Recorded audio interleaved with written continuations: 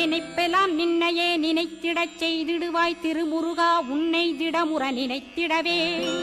திருவருள் தந்திடுவாய் திருவருள் தான் பொங்கிடவே திருவருள் ஒன்றிலே நிலை பெறச் செய்திடுவாய் நிலை பெறச் செய்திடுவாய் நித்யானந்தமதில் நித்யானந்தமே நின்னுருவாகையினால்